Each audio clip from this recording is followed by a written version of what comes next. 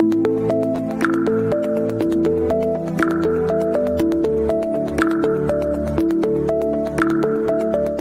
forward together in cyber at SANS means harnessing diverse perspectives like mine to innovate and secure our digital future inclusively. It means linking arms to expand diversity in cyber to make the world a safer place. Empowering women in cybersecurity and creating an inclusive place. And I see that time and time again here at SANS. They consider family an asset. Moms are definitely better at time management. They see that, prioritizing tasks, and I'm really grateful to be at a company that supports working moms. Senso di maternità, protezione, essere donna, pensare al mio futuro con SANS da donna mi dà la possibilità di offrire la migliore protezione possibile in cybersecurity. Not being afraid to be the only woman in the room. We need to own it.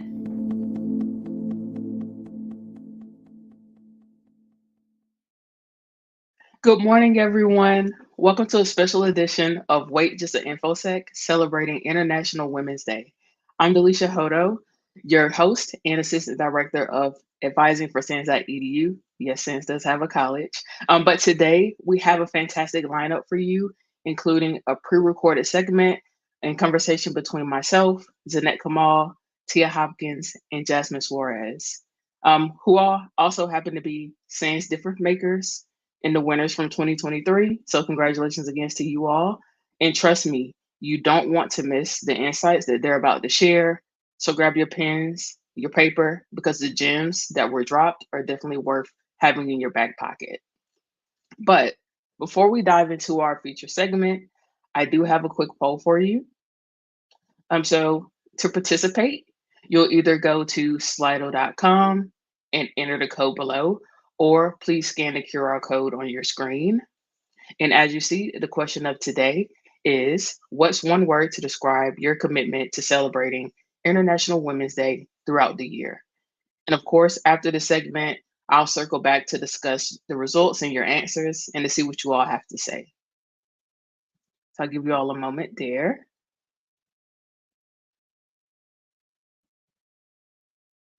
Okay, I see one, hire women. Yes, definitely. All right, now, without further hesitation, please enjoy our first feature, Forward Together, Women in Cybersecurity Leading Change. Hi, everyone, and thank you for joining us for this special live stream, Forward Together, Women in Cyber Leading Change, in celebration of Women's International Day, and all of the incredible women rocking the cybersecurity world. I'm your host, Delisha Hodo, and I'm excited for you to be joined by some of the amazing women that we have today. Now, full disclosure, I'm not a cybersecurity pro at all, but I do consider myself an advocate. As the Assistant Director of Advising for SANS.edu, my team and I advise and empower students to create their own paths in this amazing field. So consider me your guide, your hype woman, your bridge between the technical world and human connection. But fear not, I do have the real deal with me. We're joined by some phenomenal women who are shaping the future of this field, and they'll give you the inside scoop on their journeys, what they've overcome, and some cool projects that they have coming up. So trust me, there's a lot more to them than them being cyber wizards. They're passionate, they're amazing, and they're inspiring humans. So with that, let's welcome Tia Hopkins, Jasmine Suarez, and Zinet Kemal. Welcome, ladies. Thank you all so much for joining me. Thank you. Thank you.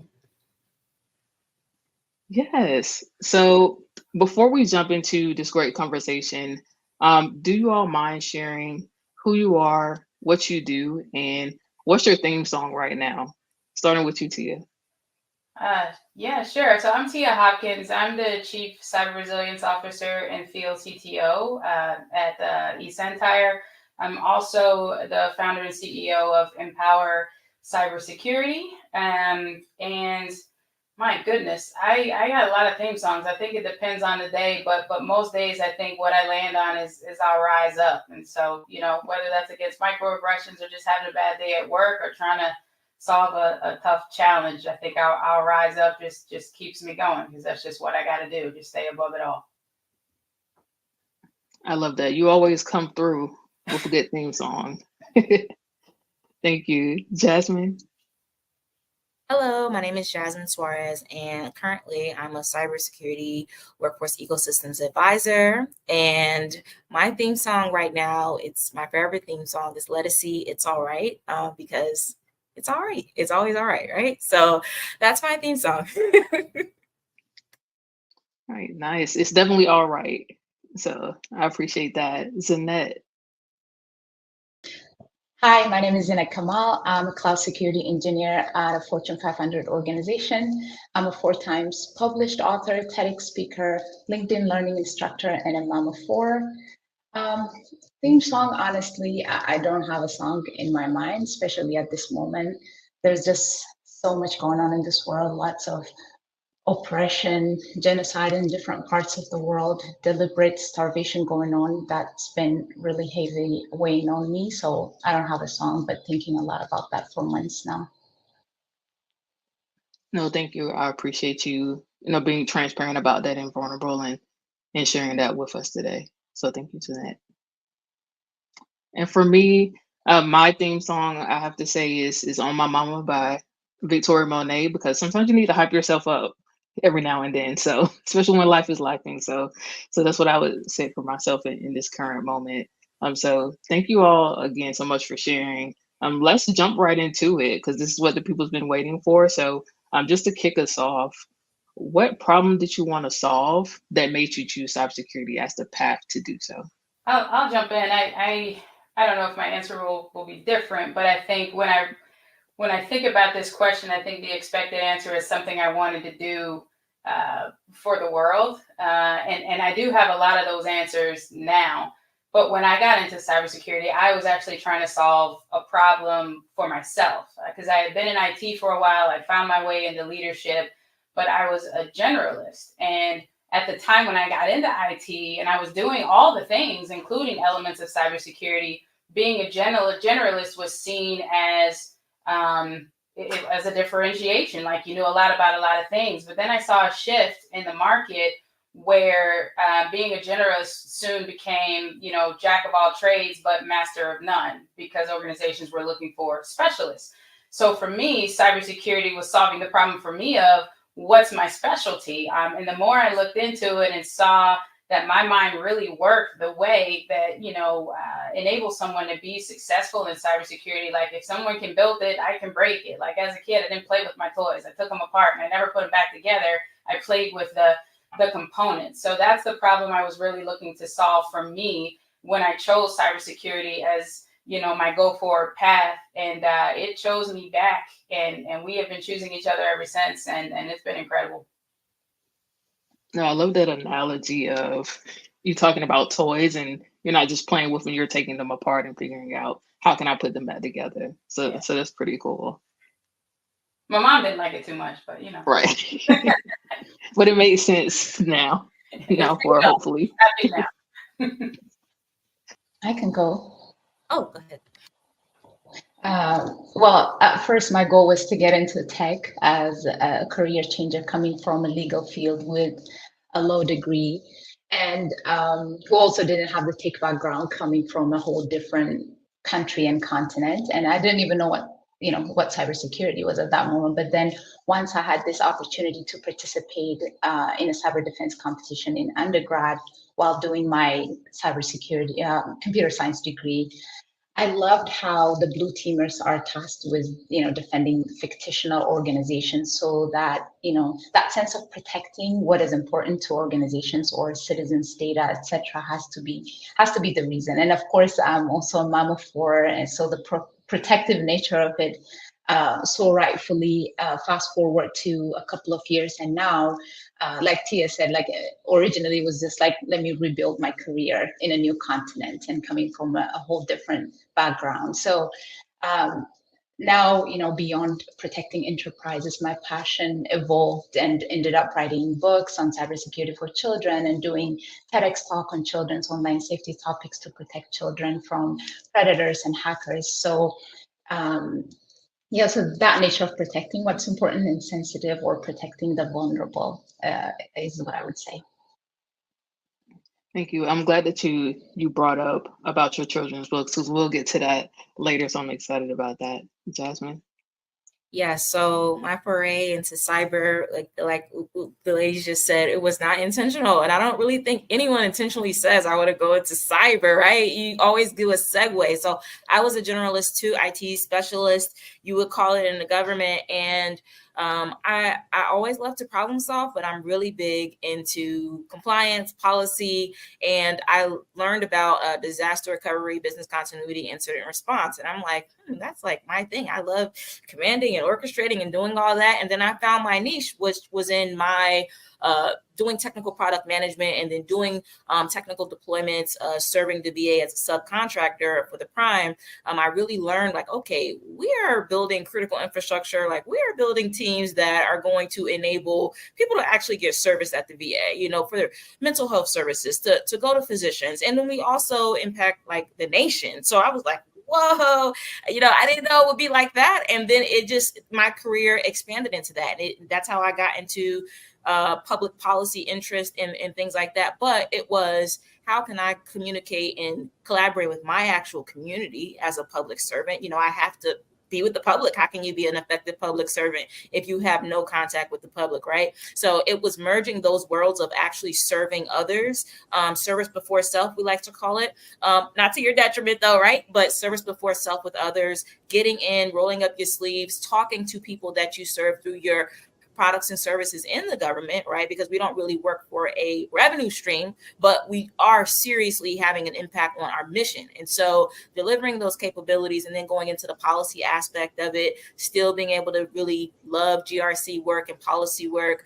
That's really how I got into it, leading projects, leading products, product development, and things of that nature. It just showed me why I don't want to call it non-technical side of cyber, because it is still very technical, but why you need to be between the business and the technical side of the house. So like a BSO role, you know, the new BSO role, we would say, but it's always been there, but you doing that in an informal way and finding my own way to really kind of do it myself, like, you know, develop my own way of doing it in my own path. So that's pretty much what led me into cyber. And yeah, like I absolutely love it. It's the best decision I've ever made in my career. And yeah, happy. Yeah, so it's a couple of things that you brought up. One thing, talking about policy, but also working in government, and I think that's something that a lot of people who are going to be watching this is going to pique their interest, because that's something that not a lot of people think about when it comes to policy and being able to do both policy work and secure the world at the same time. So I'm excited to dig a little bit more deeper with you about that later on. But you also brought about collaboration, which is, I think, is the perfect segue to kind of to ask you, Tia, about that. So when I think about collaboration, I feel like the ultimate example of that is your efforts with the Black Women in Cyber Collective. You know, to me, it's the equivalent of the Power Rangers. So, you know, you have 16 Black women joining forces, and to not only write a best-selling book, congratulations to you and Zinet and all the other women on that, first and foremost, but also just being vulnerable in who you are, where you come from, and where you're destined to go. So my question is, you know, how did that moment feel, and why was it important to form that collective? And just for those out there securing our future, make sure you go out and purchase this amazing book, and I'll let you take it away, Tia. Man, all the feels as you were talking through that. There's so many reasons why collaboration is important. What I'll start with is, because in this industry we have a lot of work to do, right? We have a lot of work to do in this industry strategically, in terms of how we run our programs, how we build our teams, how we, you know, keep ourselves protected against the adversary. But with that comes the need for diversity, right? Because a lot of the reason we keep falling into the same traps is because we keep doing the same things the same way with the same kinds of people.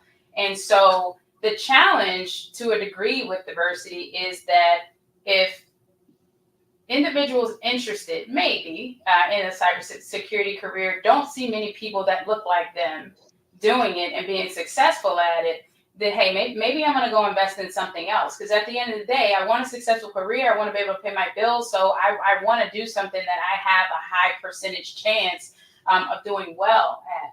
So the collective is important from a representation perspective, from an empowerment perspective, because people need just someone to say, no, it's okay. Yes, you can. You could do it. And if it's me by myself, I could be an anomaly. I could just be that chick she's got superpowers, or she's got charisma, or she's a genius, or whatever people may tell themselves. But when it's a group, oh, it's possible. And that could be me. Oh, and wait a minute. She looks like me, and she thinks like me, and she comes from the same background. So it's almost creating a sense of diversity within diversity. And then out of that, you get safety in numbers, you get power in numbers. You think about this giant boulder that we've got to push up a hill in this industry to do all the things that we've got to do. Me by myself, man, that's heavy.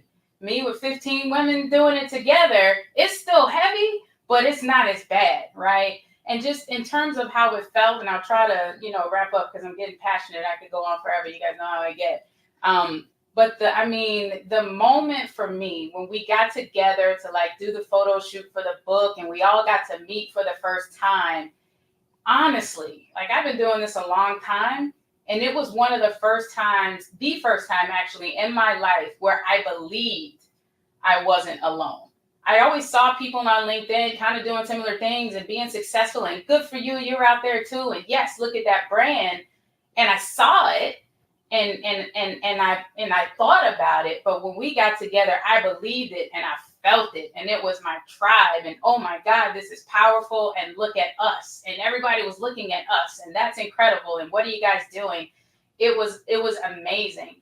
And reading the book, I think that passion, and to your point, that vulnerability and that drive shines through in that book. And it's just meant to be, Talia Parker, the visionary behind this, she just wanted it to be a big hug for people to believe that they can have a successful career in this industry, that it is for everybody. And you can't say it's not possible. They can't say it's not for us when you got 16 women saying, yes, it is, and yes, you can. Yes, no, I love that.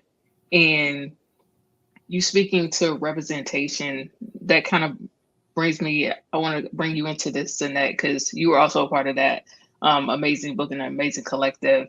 And you mentioned earlier that you're a best-selling author. You have children's books that are focused on cyber. How has publishing those books, impacted your own children? Because I know you spoke also about taking a protective approach too. So thinking about your own family and stepping into this field. And how do they understand cybersecurity? Do they kind of look at you as the cool mom, the superhero? Are they also kind of stepping in aware of what's going on and wanting to also educate other kids on cybersecurity and just being protective of what's going on, because there's so many different outlets and ways for kids to get access and for other people to get access to them? Yeah, I mean, honestly, they are very much involved in the process of the book creation from the beginning, especially with the first two. It's their own stories, their names, and their looks. That was meant to be intentional. It's so important that children see themselves, their names and their looks to be represented in the literatures that they read, and I'm very intentional about that. But I would say it definitely increased their awareness of what mommy does in terms of work. They always say they know cybersecurity, and they are my guests when I get invited to author visits to schools or STEM programs. They're always sitting and listening, and just I can see how proud they are. And I shared this when I did a keynote talk at a conference in Montreal in Canada just a couple of months ago.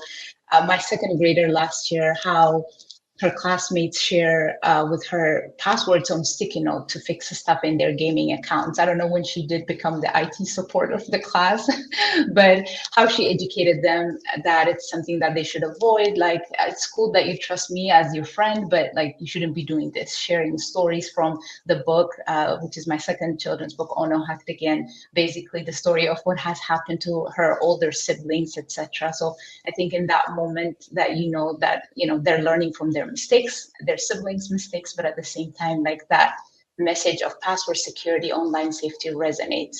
And the other piece is a written note her teacher left me stunned, is now she's in third grade, how she writes multiple books in class, illustrated by her and collaborating with other of her classmates. And she presented it in front of a class, and how that inspired her peers to do the same.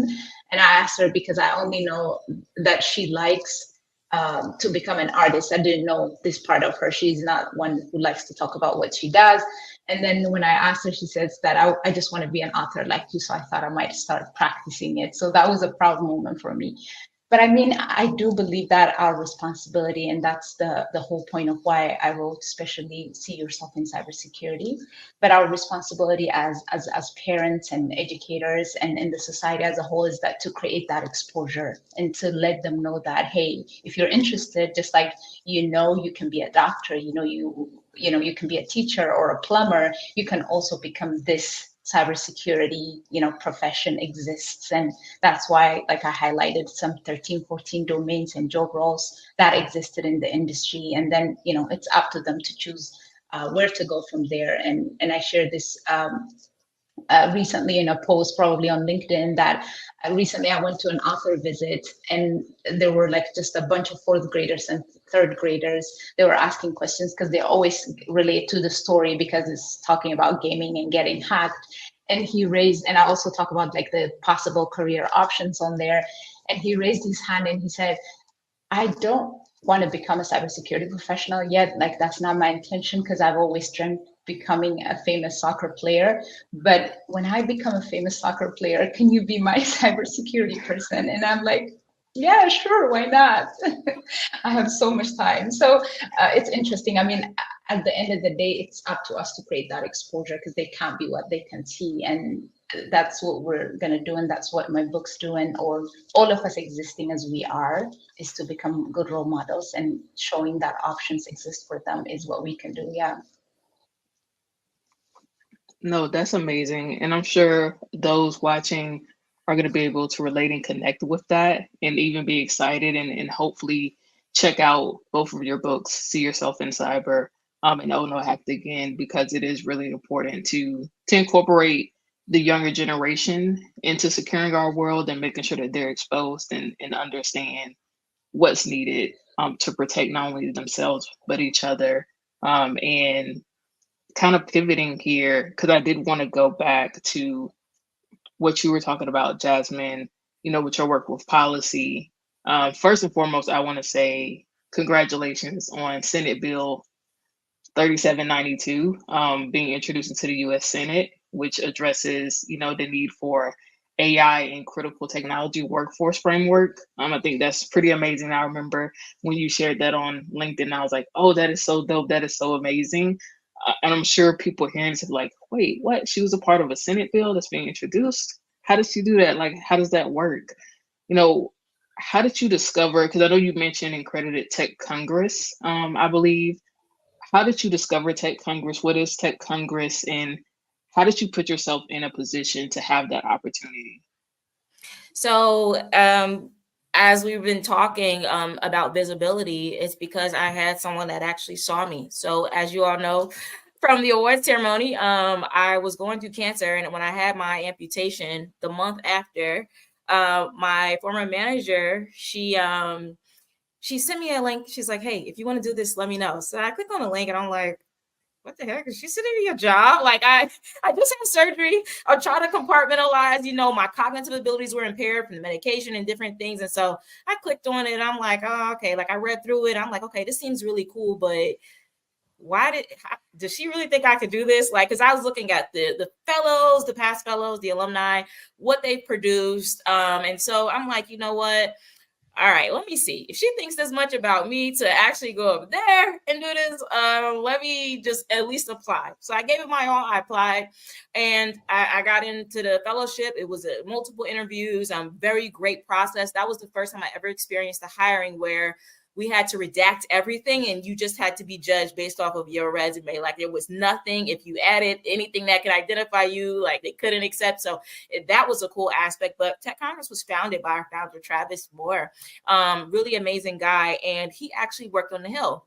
And he basically tells a story when he was working on legislative activities and products that he had to produce, and he needed some technical explanations, like he couldn't find it. So there was no one to really go to, and he had to go outside of the Hill to do so. And so that initiated him founding Tech Congress and establishing it. We've had several fellowships, and all of our fellowships are technologists they bring to the Hill. So we're all the nerds. We come to the Hill basically in an advisory capacity, and we go and we support offices, members, committees, and we basically develop tech policy, initiate hearings. We do it all. And it's very collaborative. So where I served at was the Senate Homeland Security and Governmental Affairs Committee, majority for Chairman Gary C. Peters from Michigan, a Democratic senator from Michigan. And I supported his Homeland Security, the cyber aspects, and that included cyber, emerging tech, AI, you name it, anything at the intersection of cybersecurity. But I also got to work across his other assignments, so armed services, commerce, and appropriations. And the way that the bill came to be was what everything that I thought was my weakness, in this field. When I was trying to get in the field and navigate, and I was non-traditional, I tell everybody my last day as a flight attendant was May 21st, 2021. I started my job at the VA as a sub. I worked really hard. I was prepping for grad school, got in on May 24th. Is when I started the job, and I got into grad school in September of 2021. I took a career break and worked in aviation. And so through that, I use various tools that are mentioned in this legislative document that has been introduced now. And I also started to mentor and get in my community, serving a lot. What helped me in my career was serving others, and we were doing it together, peer-to-peer mentorship.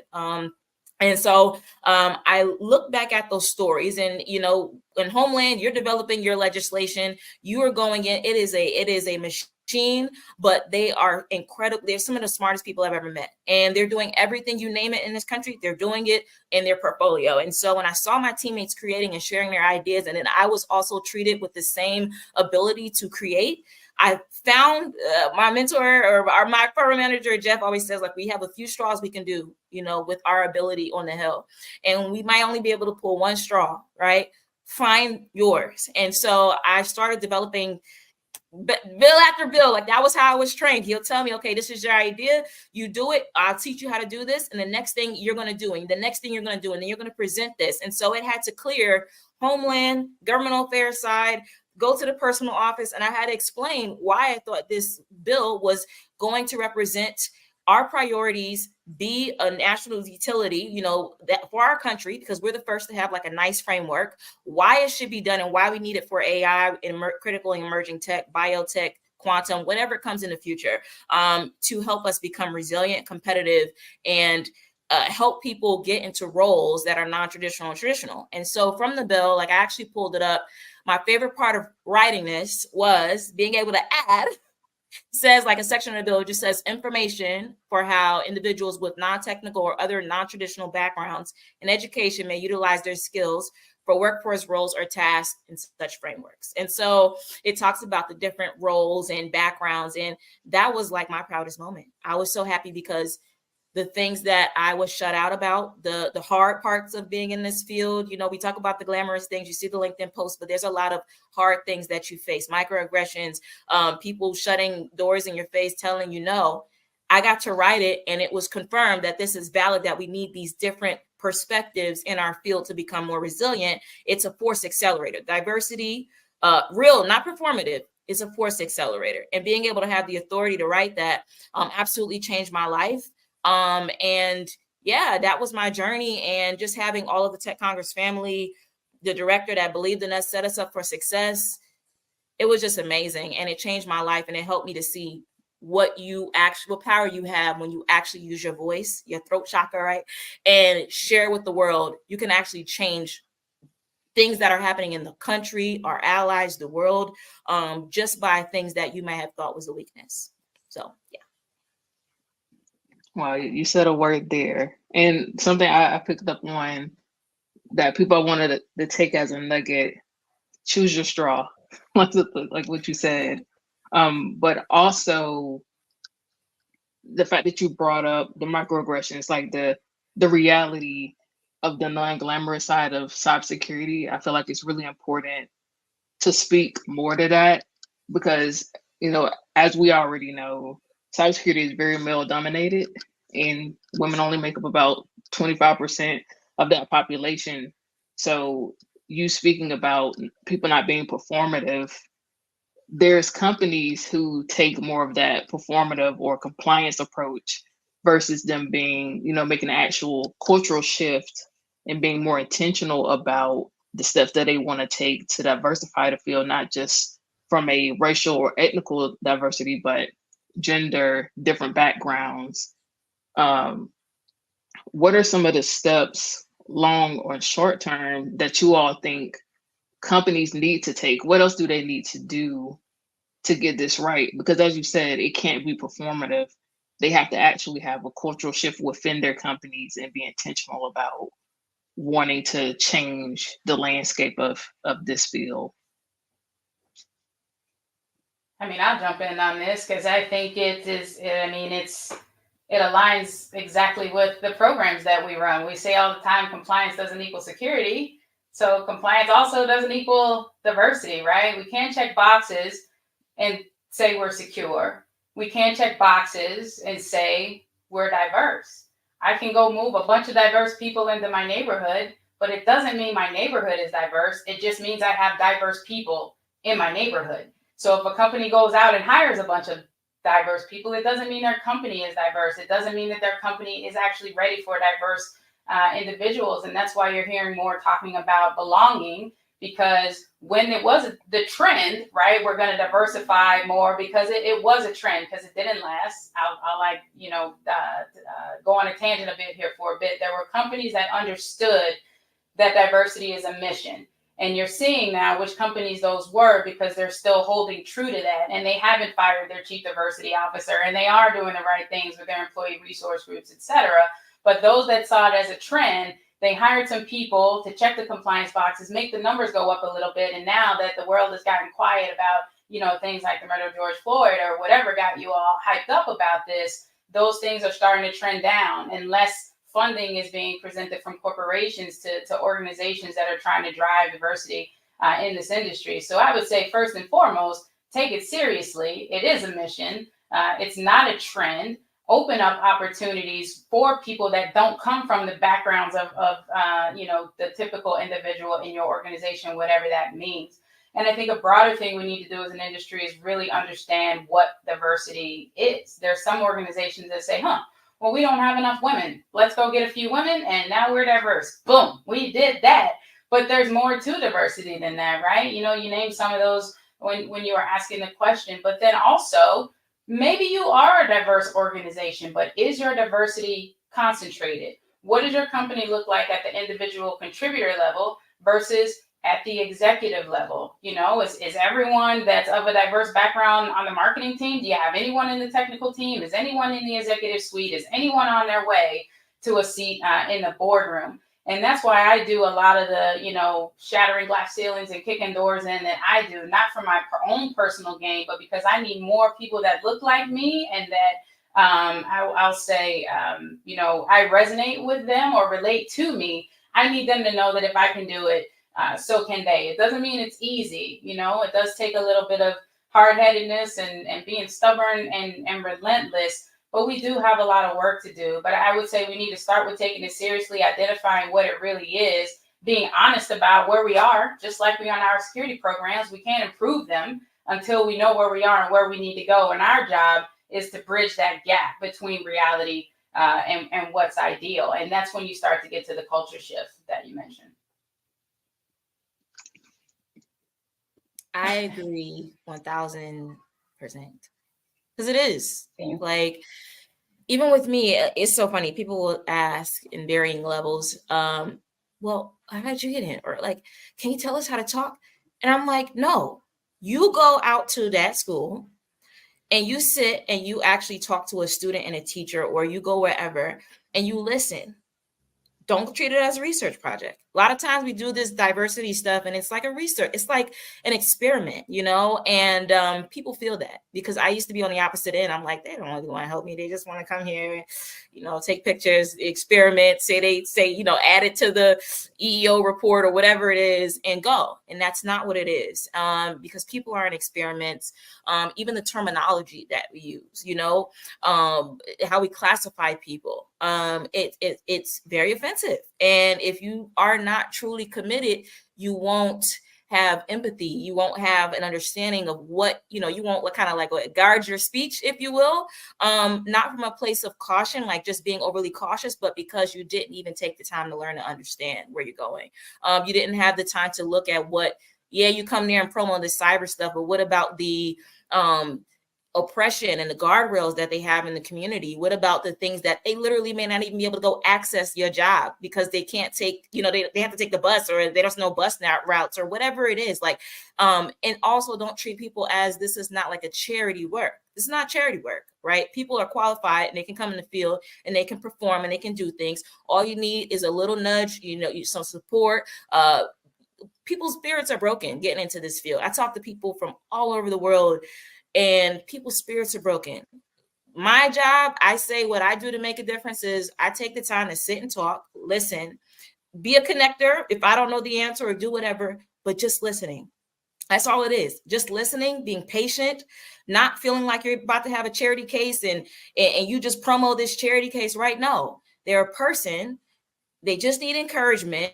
Connect them, use your social currency, as Carla Harris always says, use your social currency on them and empower them. And then the other part is succession planning and pathways. Don't hire people just to get the number for diversity, and then you have no roadmap, right? You don't have a pathway. There's nothing. They get there, it's a new territory. They may be the only technical person in their family. They have no one to talk to, and then they fail. Then they get on a PIP, and then they're out of here, right? So that happens so frequently. And so it's like you have to really commit to seeing someone and taking the time, assigning them a mentor, whatever you got to do within those first days, and make it ongoing, and then have things established in the company. And it's not just your ERG that you do and you do a cute little event. No, it's committing to inclusion and changing the culture. And it also means uncovering your own unconscious bias as well, sometimes conscious. And that is work. That's like what therapy territory, right? That's work, but that's what it takes. Do you want to be competitive against your adversaries? Because they're definitely diverse, right? They don't care about degree or whatever else. They just care. Can you shut the system down? Can you collect the information? Can you get us the win on our side? And with us, forced acceleration, we talk a lot about in the government.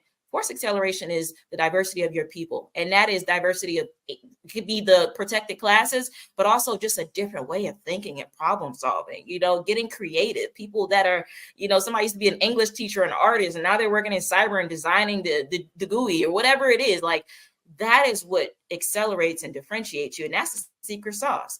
There's no other secret sauce. It literally is that. But will you remove or work on your unconscious bias to do that? That's the answer you got to answer. And if you're not ready, you'll keep doing stuff just for a social media post or a TV ad or whatever, and you're really not making any progress, right? So that's my opinion. Zinet, what are your thoughts on this? Yeah, I absolutely agree with with Jasmine and Tia and Delisha. When you asked that question in the beginning, the first word that came to my mind is DEI. Work isn't trendy thing.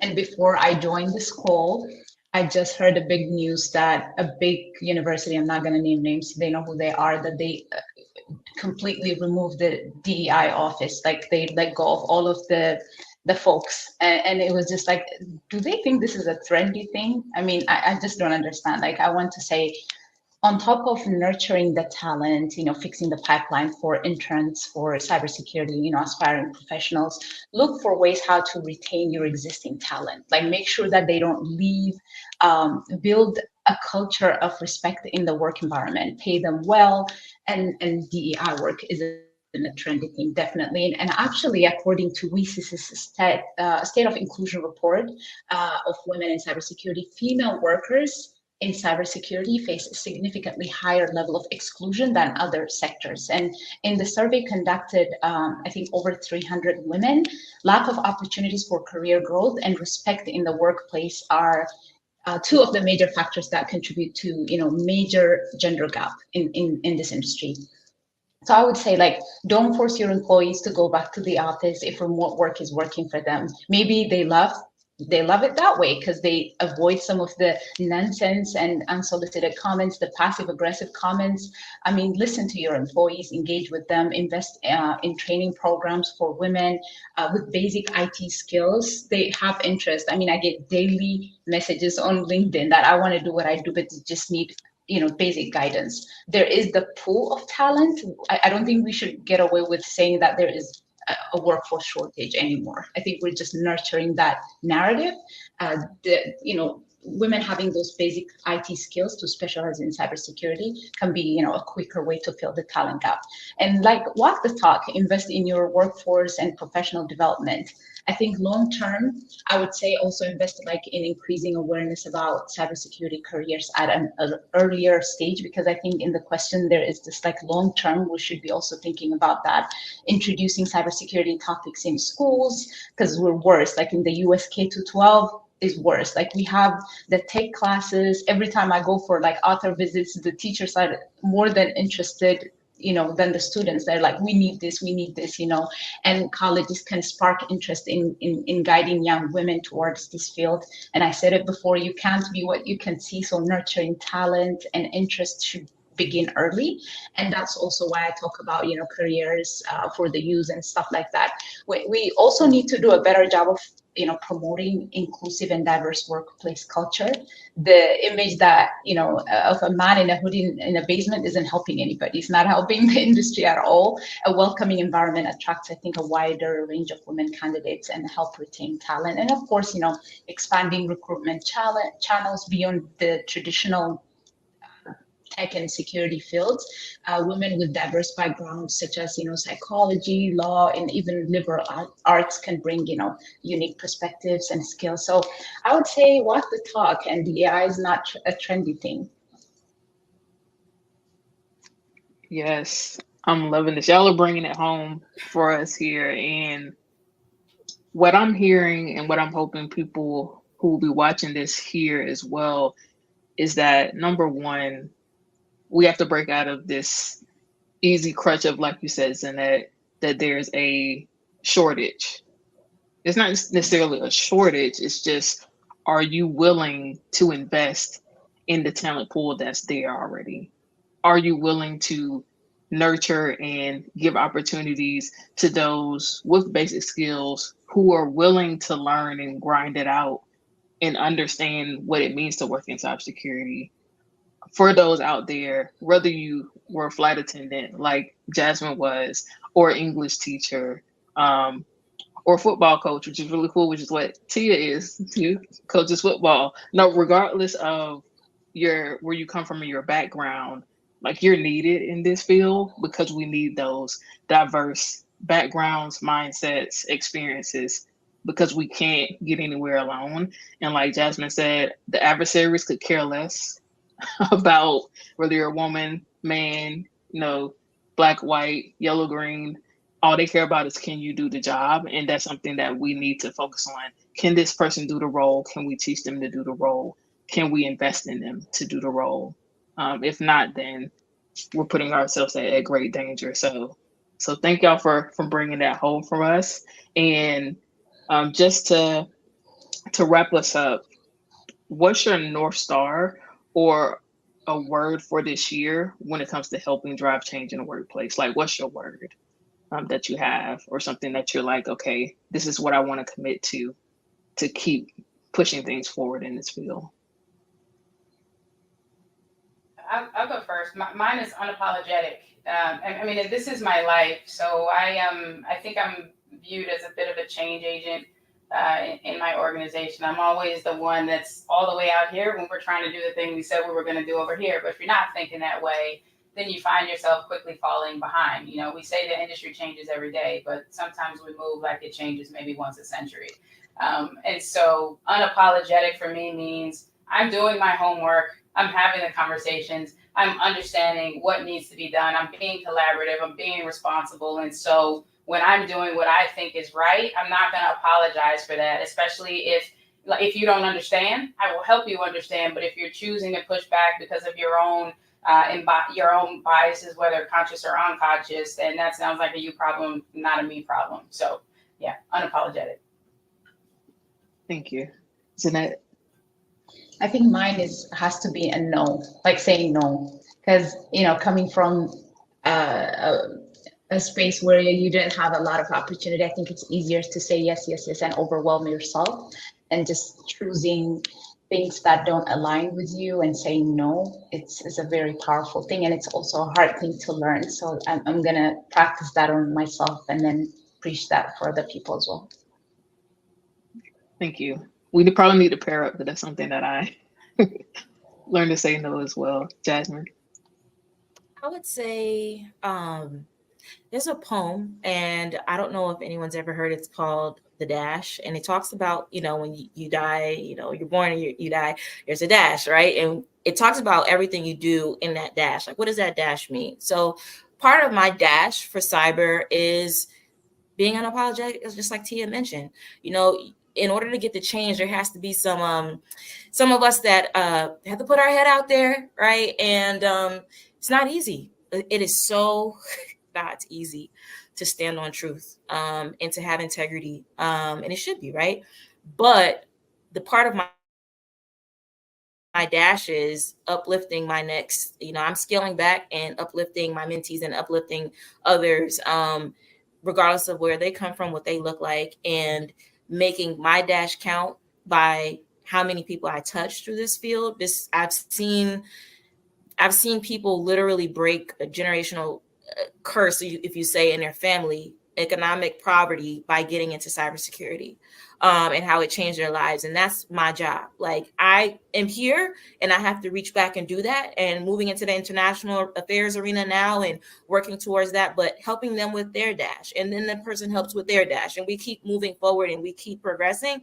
That's me, and doing it unapologetically. And, confiding in my community, that's why it's good to have like Black girls in cyber, or like Latinas in cyber, whatever you have, for the strength, because you do get weak in this fight, and it shouldn't even be a fight, right, on basic human decency. But being able to go back and make that count, that's my only thing. And doing it unapologetically, however I choose to look like that day, whatever orientation I choose to have, whatever, doesn't matter. The job is to protect people. That is all we're here to do. Protect people and the things that help them navigate this world, which is their identities and various other things. And that is where I stand. And that's the only focus that I have. And however I do that is how I do that. But being it unapologetically and having confidence to do that, yes, that's me. Yes, I love that. So I'm going to take everything that you all said. So I'm going to unapologetically say no while establishing what my true dash is. So thank you all for that. So that's going to be something I'm going to hold myself to. That's the word. Yes. So thank you all so much again for your time. This was a well-needed conversation. I feel like we can go on and probably do part 2, 3, 4, 5, 6, etc. But for our viewers out there, how and where can they connect with you, amazing women, and learn more about all the great things that you're doing? I'll jump in. So I'm on LinkedIn, Tia Hopkins, and my website is tiahopkins.com. My Twitter game is weak. I'm working on that, but mostly LinkedIn. Yeah, also LinkedIn. I'm on LinkedIn every day. Same. And LinkedIn. yeah. Same here, Jasmine. Let me see, Jasmine A. Suarez on LinkedIn. I got my middle initial in there. So. Gotcha. And I was supposed to say X. I was supposed to say X. My bad. That tells you how weak my game is. No, it's all I good. forgot too. I was like, wait. The wrong time. Twitter X. It's the same. It's good. We'll definitely make sure that we drop you all's links so people can connect and follow you and just keep up with all the great work that you're all doing. And for those of you who watched us and enjoyed this conversation, please follow these ladies. Let us know your thoughts in the comments, and thank you for watching us. So We hope you learned a lot. We hope you took some of these nuggets and gems that they dropped and some of the words that you caught on to the words that they were giving you. So again, thank you for joining us. Y'all take care. Thank you for having us. Yeah.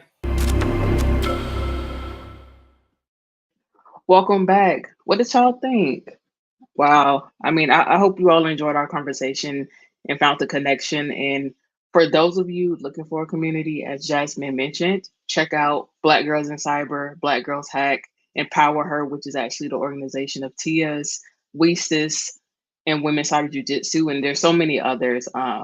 So make sure that you find your network and you connect and find your community, and that you support these organizations as well, as they are dedicated to diversifying the field of cybersecurity and supporting women every single day and not just one day out of the month, out of the year. So I want you all to take a moment to think about your dash. As Jasmine said, what do you want that dash to be in your life, and what are you going to do to commit to that? And I also want to just take a moment to go back to our poll, because you all are very engaged right now. I'm loving the engagement. I'm loving the comments on LinkedIn. Very appreciative of you all joining us this morning. So before the segment, I did ask, what's one word to describe your commitment to celebrating International Women's Day throughout the year? And you all came through with some great answers. So the ones that stick out the most that were repeated a lot was confidence. So whether that's you stepping into your light with more confidence, into your workplace with more confidence, just into the everyday with more confidence for yourself, I can get behind that. To be inspired or to inspire others is another good one. To be consistent or to have consistency in supporting and uplifting other women is something that also stood out to me, as well as the word wholehearted. So approaching support for women wholeheartedly every single day. Resources. You can't go wrong with pouring and providing resources to women and other underrepresented groups who desperately need those resources to do better and to get better in this field. And then finally, to empower, because you always want to make sure that you are empowering others to do their best, to be their best, and to become their best. So y'all keep those comments coming, those answers coming. Continue to fill out the poll, continue to engage with us on LinkedIn. I see you. Thank you again so much for joining us again. But before we end our broadcast today, we do got another short but very important segment for you all with Lynn Dome, the Executive Director of Women in Cybersecurity, or WiCyS, another organization I just spoke to a little bit ago, as they're effectively known as. WiCyS is a global cyber sisterhood dedicated to recruiting, retaining, and advancing women in the cybersecurity field. And today, we're thrilled to share their mission and how they're partnering with us at SANS Institute to empower women in AI and cybersecurity. So check this out. Hi, everyone. I'm Lynn Dome. I'm Woman in Cybersecurity Executive Director. We often go by our acronym, WiCyS, spelling it WiCYS, and pronouncing it WiCyS, like we sisters, because we're a global cyber sisterhood. So our mission is to recruit, retain, and advance women in cybersecurity. And what we do is we provide accessibility and opportunities to cybersecurity. We layer it with all the mentoring and resources needed for success, align it with all our strategic partners, and create a place where everyone belongs in the cybersecurity workforce. So we have over 9,000 members with representation in 95 countries. We have over 260 student chapters and 68 professional affiliates. And those professional affiliates are all around the world, and they are an extension of the WiCyS global organization. But what we do is by providing opportunities and accessibility to cybersecurity, not only through education and training, but also working with industry on the retention piece, creating an inclusive space where everyone is represented and everyone belongs in the cybersecurity workforce, and providing those growth and advancement opportunities for women to continue to collectively rise within their careers and then be at the point where they're paying it forward, bringing in the next generation. We do all of this through many of our different initiatives and efforts. And if you go to the WiCyS website, you will see those initiatives and programs such as our security training scholarship. We also have cyber defense challenges, executive cyber exercises for aspiring CISOs. We have our mentor-mentee program has over 1,600 enrolled in it, and we developed and designed a curriculum meant to upskill and up-level women no matter where they're at in their careers, preparing them for their next level of advancement. We also have a speaker spotlight program because we know at a moment in a woman's career, there comes a time where showcasing their talent, their research, the information that they are sharing with others is a real strong priority, and it also leads to career advancement themselves. We have leadership series, leadership summits, and of course our big annual conference. Each and every year, our annual conference moves throughout the country. And in addition, this year for 2024, we're really proud to announce that we're offering a virtual conference experience to create more accessibility to the content and to the speakers that will be on site. Those speakers are also presenting live through Zoom with chat features and so much more during that virtual conference experience. So if you all are listening and you already are aware about the WiCyS organization or are engaged with WiCyS in some capacity, I'd love for you to just drop a line in the chat and share with others, like, how are you engaged with WiCyS, or what does WiCyS mean to you, and how has it led you on your journey, perhaps maybe to build up that network and build up that camaraderie and that community, because we know that WiCyS is a space for women to not only get to know one another, but for others to know you. This is an opportunity when we share. It's not who you know, it's who knows you. And WiCyS is the space to cultivate that community, that network, that camaraderie, as everyone has similar interests of themselves and the women that they stand next to. So I'm really proud to be partnering with the SANS Institute. SANS has been a long time strategic partner and supporter from WiCyS way back in the beginning when we were at a conference in 2014. SANS was a active contributor framing our mission and our focus with the conference efforts itself. And then when we launched into a nonprofit in 2018, SANS was one of the first strategic partners to support the nonprofit in that capacity. So SANS has been a strong contributor to our security training scholarship and all the other ways that we engage to grow and connect and create opportunities for women, not only opening doors to get into cybersecurity, but of course that career placement services that come with the security training scholarship as well. So this year for International Women's Day, it was a natural fit for us to partner with SAMS for our Forward Together campaign. And if you're watching this on International Women's Day, which is March 8th, with the hashtag Inspire Inclusion. That's the International Women's Day hashtag. I would encourage you to all go to the WiCyS, WiCyS LinkedIn channel, and we're going to be issuing out a series of different puzzles for folks to be answering to. And what we're going to be issuing out with the first 4 or 5 folks and WiCyS members that respond to those various puzzles on LinkedIn is we're going to be issuing out the coursework through SANS Institute, their AI Security Essentials for Business Leaders. So it's really important for us, not only for women to step into the AI and cybersecurity space, but also to lead that AI and security space forward. So this partnership is super exciting. It's a great pleasure to be here on the podcast today to share it with you and to learn more about the WiCyS organization. If this is your first time just becoming aware of WiCyS and all that we're doing within the community efforts and all our strong initiatives, then I would encourage you to head over to WiCyS.org and check us out, subscribe to our newsletter, become a member, jump into the mentor-mentee program, apply for a scholarship, all those that we offer, and so much more. So thank you for having me here today. Thank you, Lynn. And there you have it. I hope you enjoyed this special episode of What the InfoSec and walked away with something. Because the acknowledgement of women shouldn't just be one day, but every day. So I challenge you to find the smallest ways to help push all women upward and forward.